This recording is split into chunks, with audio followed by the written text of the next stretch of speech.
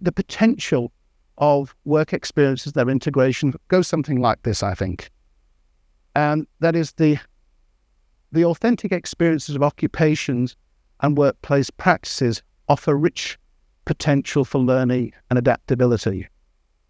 WIE, very early but not related to work at all, referred to educative experiences.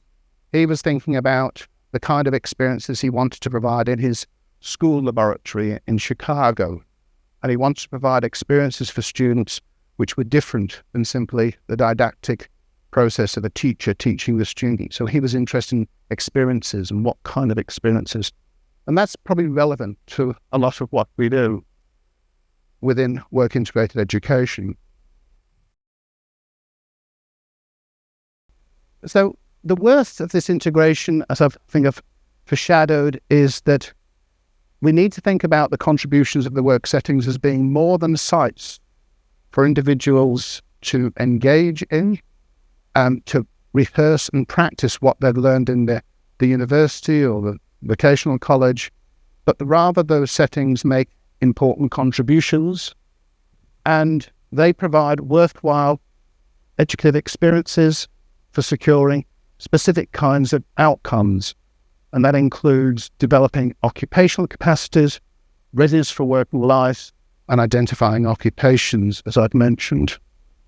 Yet, what we know certainly from the studies I've been doing is it's insufficient simply to provide students with work experiences, but we need to actually augment them and engage them to do something more with them. So simply just sending students into work settings and expecting good outcomes will not succeed.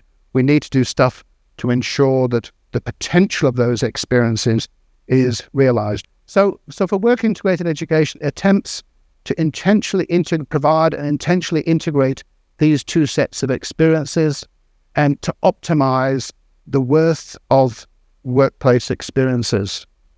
For work-integrated learning, it's students who are trying to reconcile the two sets of experiences. And often, it was interesting, my story is that after school, I did a full-time college course in Manchester in England to learn to work in the garment industry. But I had no experience of work settings. In fact, I did. I'll tell you a story. We had one work trip, okay? We were taken on a bus and we were taken to a large factory that made men's suits. Oh? And the idea was for us to go and walk around the factory and observe things and understand how garments are made. But I, at that point in time, was 17. I was very fresh-faced, had quite long hair, and this was a factory that probably had 400 or 500 women sewing, doing repetitive work. And all of a sudden, they had something to lighten up their day. They had these young people walking through. So they began to wolf whistle, and they began to say things, very, very sort of, what's the expression? I've got to be careful of my language, suggestive things. And so rather than me going, oh, this is interesting, I was saying, get me out of here, because it wasn't an environment in which I could easily engage. And that was the totality of the work experience I had in that course. And then when I went into the workplace at the finish of my course, I knew very little about how workplaces were organized, how garment manufacturing took place. And the vast majority of things that I was seeing were quite different than what I'd experienced in the educational institution. So for me, this plays out quite part of my personal experience. So the important thing there is providing students with experiences and helping them to reconcile those experiences. So I just want to finish this last slide before we have questions, and then we've got the first activity. It's helpful to understand what curriculum is and concepts behind it. Again, I hear the public discourse around curriculum and governmental discourse around curriculum as being quite uninformed and problematic. From my perspective, I refer to three forms of curriculum: the intended, the enacted, and the experienced. So the intended curriculum is what we intend to do. We plan our course, we make arrangements, we identify objectives, we identify aims, we might even identify experiences we need to provide for students. And then we enact it. We actually engage it and we make it happen. Now, what we know though is, and I'll use a story which I used the other day, is that I think we know that if you give 100 teachers exactly the same lesson plan, what do you get? 100 different lessons, don't we? Okay? And that is because people bring their own background and experience. Now, when I was teaching in the vocational education system in Australia, my background in garment manufacturing was always in menswear. That's what I'd done, my career. And the joke is you could always tell my students, because the garments I got them to make were buttoned up on this side, whereas the women teachers got them to button the garments up on the other side. I mean, I'm being humorous, but the point is that I brought my understandings to bear, and I was actually one of the few teachers that actually had work experience. A lot of the other teachers had been domestic science teachers, had worked in schools making dresses and stuff, whereas I'd been involved in mass manufacturing. So we all bring to our lessons particular contributions. But given that we've got these 100 different lessons now, the other thing is the experience curriculum, and that is what students experience from what we provide for them. So as well as having the 100 different lessons, if you've got 40 students in each class, you've got 40,000 different experiences, because how the students make sense of things won't be uniform. It'll be based upon what they know. That's not to say it's all idiosyncratic and crazy. It's just what we've got to realise is that it's not simply the transmission from the syllabus through to something being uniformly enacted and then being uniformly experienced. And because I'm primarily concerned with people learning, for me, the most important of those is the experience curriculum. Well, you can forget all the rest, really. It's down to what the students experience. That is the most important thing, because that's where the learning occurs. So we can have fantastic plans, we can have hopefully very good implementation, but ultimately it comes down to how students come to engage and make sense of what they experience. So each of these concepts is important: the organisation, enactment of experiences, and the likely outcomes. But I guess one thing from this 2-day workshop is what we want to try and do is make sure that the experience curriculum, the experience that students have, are inherent in how we think about designing and enacting the experiences for our students. So I'll just stop there and then see if there's any questions. I think we've got some questions, and then I will take you into the first activity. One, even when I came to WILP 6 or 7, 1 year ago, I had certain understanding, and even some of those understanding changed when I got into the actual practice. The one issue is that the primary space for learning is work experience that we mentioned, but in number of sort of our conversations or our explorations, we found that the majority of students are looking for a knowledge which they cannot acquire in their workspace. Yes, I agree with you. That's one point. Yeah. But there is another aspect to it, and that's where I think his distinction between that experienced curriculum comes in. In reality, though the students don't really intend to use their workspace, in reality they are using that workspace. So when students use that workspace, faculty also uses that workspace. So in experience terms, I think the workspace becomes an important space for learning and teaching. So that's why Preeti and I called it as workspace becomes a teaching and learning strategy, not necessarily a goal. In terms of goal, students want to acquire some knowledge which is not there in the workspace. So I think this distinction is important for us to understand. I think his point of that work integrated education is also telling us something about the way we have worded our program. Probably it's more closer to work integrated education. So this will help us to probably to make our own understanding in a little more deeper way. I think our concerns or our understanding of reality is also important. Thank you. Yep. Okay. Thanks. I mean, I totally agree with you that there's, as I've been saying, there are particular legacies that come from both experiences. But what I think is important is when you have people spending the vast majority of their time in a particular work setting called a workplace, that's where the vast majority of their learning are being. I also would argue that, based on the evidence I'm seeing, is that they will make sense of what you provide in your course based upon what they experience in day-to-day work. When I refer later to the PIAC data, we're talking of each country having a sample of about 4,000 respondents.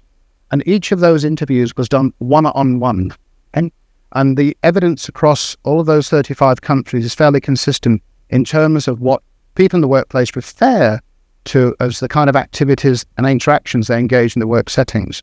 And that, I think, is important because it helps think about the broader educational discourse about the concept of how learning occurs. And when people are engaged in problem solving, particularly of different kinds, that is inherently powerful learning. But thanks for the question. So I think, I don't know where I stand here, but yeah, I was thinking because we have our personal epistemological position. So maybe... I've just seen that now, by the way. That is a good example of the personal epistemological position. Yep.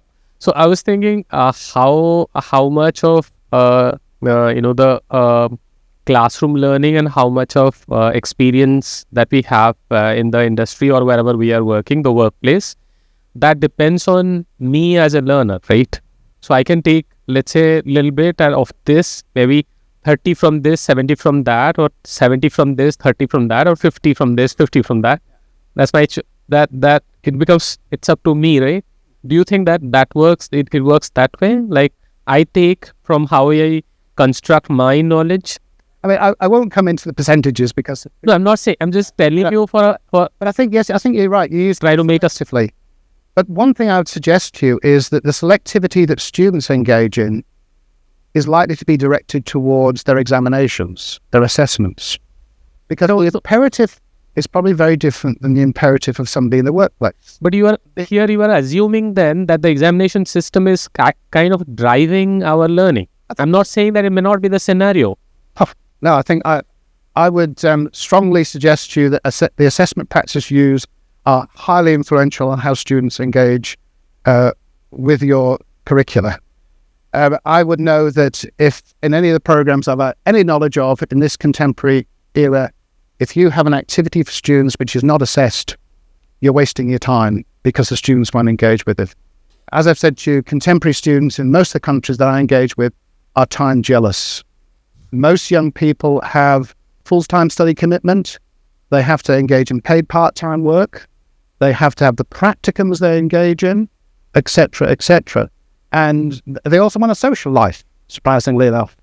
And they make decisions about how they spend their time. And I see that very consistent in the data I gather from contemporary higher educated students. It might be totally different here. The point I'm making, though, is what drives the intentionality of the student. Now, the part of that, I think, for students who are full-time students is very much their teachers and the grades they get from their programs, whereas it's far more likely that those in the work settings are going to be concerned about how their supervisors judge their performance. Now, what I know from research in Australia is the difference between apprentices who spend 84% of their time in the workplace and full-time students in vocational colleges is that the apprentices take measures of their performance and achievement from the workplace. The full-time students take their measures of performance from how their teachers assess their work. And largely that because they've got no other basis to do it. It's more likely that somebody with a lot of work experience, when the lecturer marks them down, they are likely to say, what would that person know? What they're saying isn't relevant to my work experience.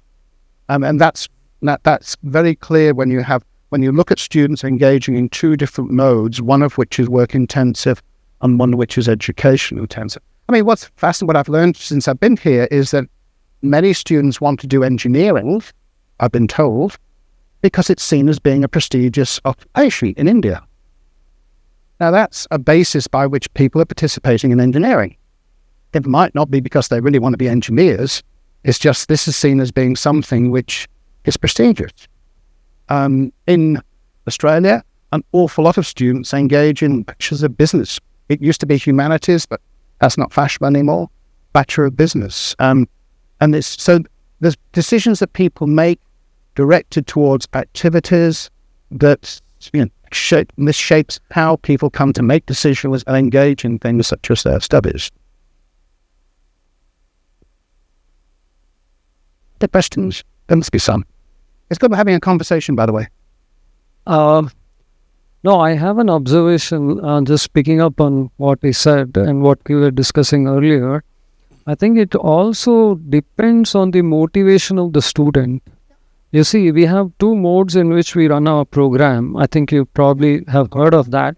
One is the collaborative mode and the other is the non-specific or open enrollment mode. Now, I am making an sort of a broad assumption here. I have not verified the data, but I feel that in the collaboration programs, the students probably can relate better to their work experience, what they are learning, because the organization is sponsoring them. They may be working in Wipro, they may do an MTech in software systems, so they're already in software and they want to build their expertise. You would think, but if I may complete, but in the non-specific programs, what we see, and this is partly anecdotal, that's why I said it's not fully data-driven, but the students are looking to make a change in their career, so they may not be able to afford the luxury or have the luxury of connecting their classroom with their working experience. For example, they may be working in software, they may want to get into finance. So they can't really connect the two. Now, this is a question I asked yesterday of the man from University of Waterloo who is doing an evaluation of your programs. I specifically asked him the question, is there differences in the data between those who are supported by their company and those who are independent students? His response was he could not see the difference. Now, it wasn't based on a huge population. I think there was 24 interviews with students, so maximum 12 of those would be of either cohort, I don't know what they were, and then there were 15 interviews with supervisors, I recall. But from that evidence, from this evaluation of your programs, I was surprised, because I would expect exactly what you're saying, because what I know from other work I've done is that when people are wanting to change their occupation or change their employers, the last person they tell is their employer, and they make other arrangements around it. So it'd be interesting when this data from University of Waterloo is elaborated, but that's why I asked the question. I'd be very surprised. It'll be interesting to see what that data says about the difference between those. I would agree with your assumption, but oftentimes, one of the good things about doing research is often your assumptions, you go into something, are wrong. And that's why we need to do research. For instance, I do a lot of research in Singapore, and in Singapore, when you do continuing education and training programs, the government sponsors it. But the government also insists if we're sponsoring it, you have to attend. Attendance is compulsory. Now, I mistakenly thought this would inhibit the participation of women with children because they can't go. So I interviewed a number of women who were in that situation, including one who has actually worked in a mosque, so a devout Muslim woman with her. And I remember that woman, I was in the mosque door interviewing this woman, and she said, no. She said, the good thing about making it mandatory is I can say to my husband on Tuesdays and Thursday nights, you're looking after the kids. So that's why we need to do research. So we have assumptions, and then we need to investigate these assumptions to see whether they're valid or not. So it'll be interesting when this data from Waterloo is developed. PB, you've got a question? Yeah, I want to. I mean, this is a question like, as I understand this work integrated learning with work integrated education, am I to understand that by default the work integrated learning happens, and when we structure it, it becomes a work integrated education? Is that what I should understand? Well, I think I would suggest if we look at this here, that the intended and enacted curriculum is very much privileged by work integrated education. It's the provisions you organise for your students, and it's how you enact them. And then the experience curriculum is work integrated learning. So to come to your point, yes, work integrated learning will occur. The point is we want to make sure that that learning is as rich as possible. And so to make sure that that learning is effective. Lots of people, for instance, have very bad experiences in the work settings. And so we need to find ways in which we can mediate that. One of the issues for students is that people in the workplace is they have one kind of experience. So we often have to try and find how can we assist them have a broader basis of experience than just that they have in a particular workplace. So if you use that as a basis, as a quick check, I would say that is primarily, these two here are primarily work integrated education, and this is very much the learning process that students engage in. So students will of course learn through their integration, but what we want to do is make sure that learning is rich, effective, and helps them achieve the goals that they want to achieve. Thank you. So I teach Griffith theory of fracture mechanics, and you're from University of Griffith. I just wanted to ask some fundamental doubts, like the student to whom we are catering are coming from the different work experiences, and the course which we teach is usually confined to certain aspects. But of course, there is a relevance between what we teach and how it could be applied to their industries. But many a times what happens is the work profile from where they are coming may not be exactly same as the one which we are going to teach. So it becomes very difficult. How do we try, administering this working integrated learning exercise? That's the question. Yes, and it's a very good question, and it's often the mismatch that occurs. It's very rarely like that. It's like that. It's very rarely like that. So part of what we have to do as educators is ensure that the canonical knowledge that you want to teach, the students have that knowledge, regardless of whether they use it in the workplace today. 2 years' time, they might need that knowledge. So we need to understand the canonical knowledge that you're teaching. That's very important. And that's why, regardless of whether they're engaging with it today in their workplace, we have to, if we think that's important for them to know, what we also have to do then is provide ways in which they can learn that.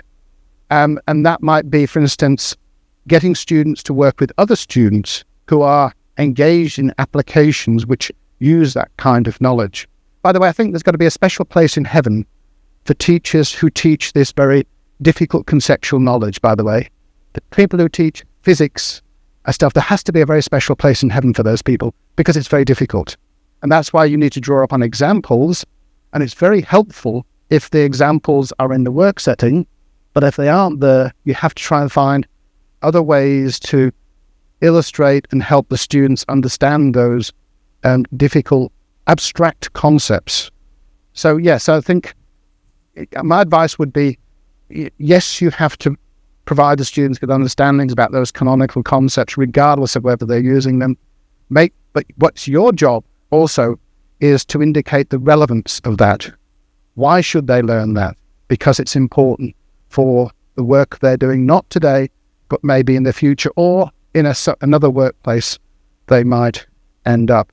And I think that's always that the people who teach these abstracted concepts, I think is very difficult, and it's very important you have good pedagogies to do that, I think. Yeah.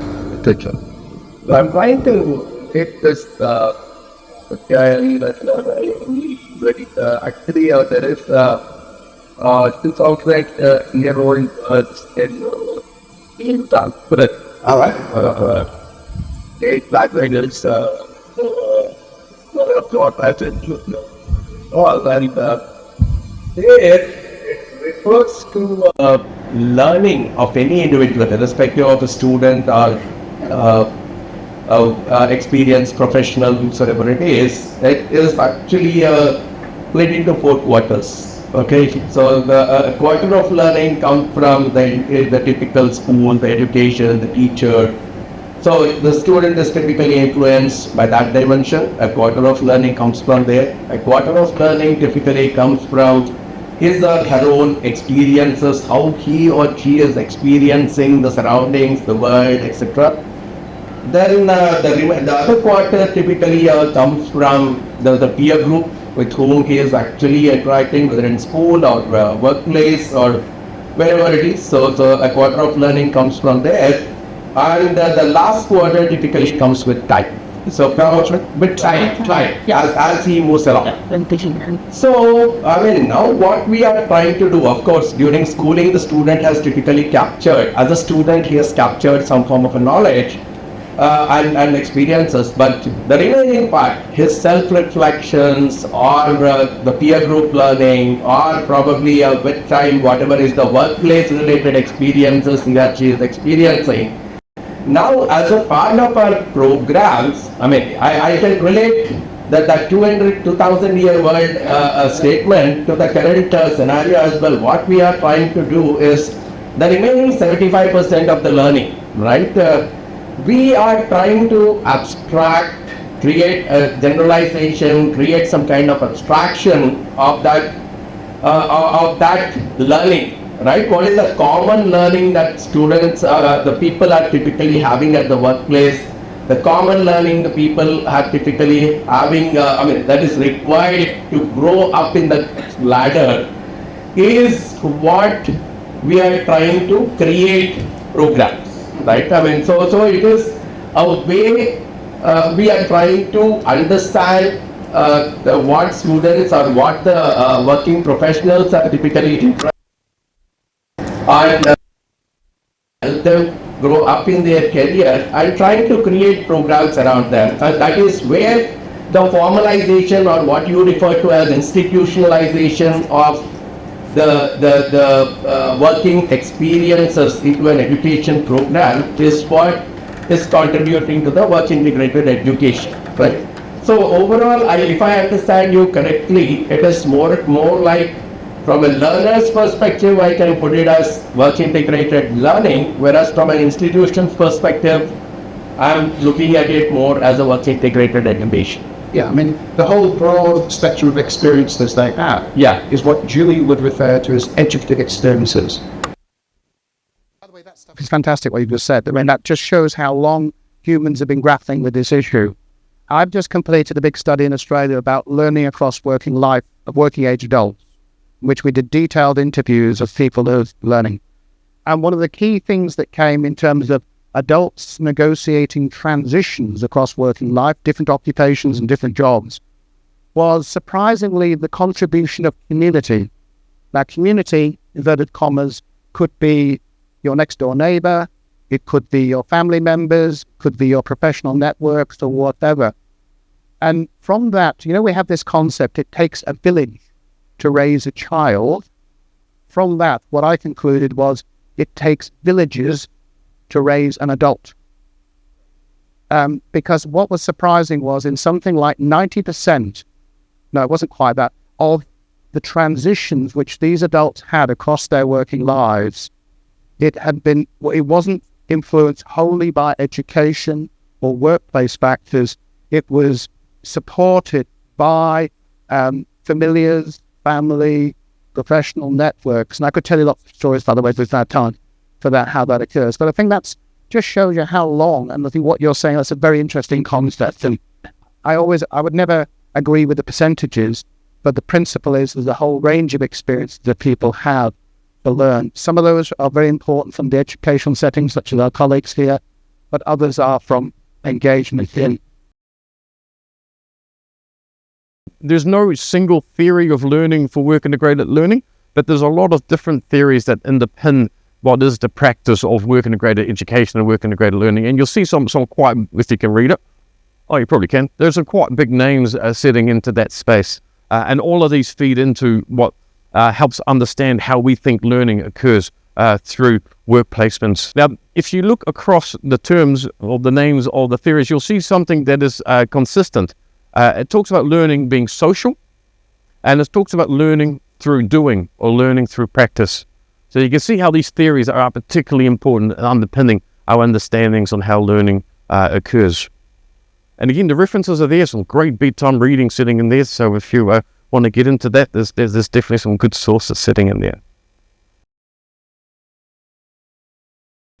The benefits for students engaging in work integrated learning, the literature is very strong on this one. There's been a lot of work done around the benefits that it affords to students.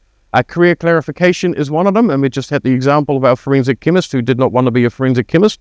It's good that he discovered that early on.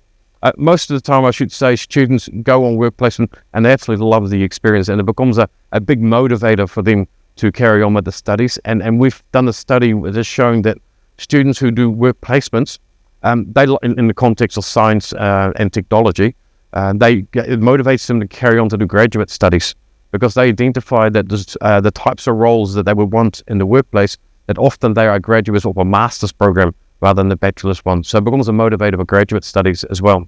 It develops our capitals, our social capital, human capitals, cultural capitals. The networking that students do during work placements are particularly powerful in them enabling future employment. It helps them apply taught knowledge to relevant knowledge, and Stephen talked about that at length around that. And having a taught knowledge seen in practice and enacted in practice is really great at embedding that knowledge into the student. It gives insights to professional behavior, professional ethics, and also moral citizenship. And these things are really difficult, but I should say both in a good way and a bad way. They see bad behavior in the workplace too. But these concepts are quite difficult to teach because that's best done through observation and learning. There was a study done some years ago, and it was in the engineering space, that found that if you taught ethics to engineering students, it had a detrimental impact to them because they became cynical about ethics, which is the exact opposite to what we want. So there are some real challenges about teaching ethics, but I won't unpack that further because the study was a bit controversial as well. And of course, again, employability outcomes is the big benefit that comes through from engaging in work integrated learning. So let's shift to quality practice. There's been a lot of work done in work integrated learning around quality practice. And when we talk about quality practice, we talk about the whole program here. It is a big subject. We talk about quality across everything. Now, the work integrated learning literature, I think not just the work integrated learning literature, any literature related to work integrated learning, that's always been about improving practice and about better understanding what we do. So when we look at the quality practice literature, we really should be looking at all of the literature at the same time. There's been a number of frameworks that have been developed. More often the frameworks will break down into before, during, and after. And I think that is quite helpful to look at it, to frame it that way. But there are also examples that look at the stakeholders instead. The students, the external stakeholder, or host, or employer, the different terms used to describe them, and then the institution as well. Core elements of the quality we need to focus on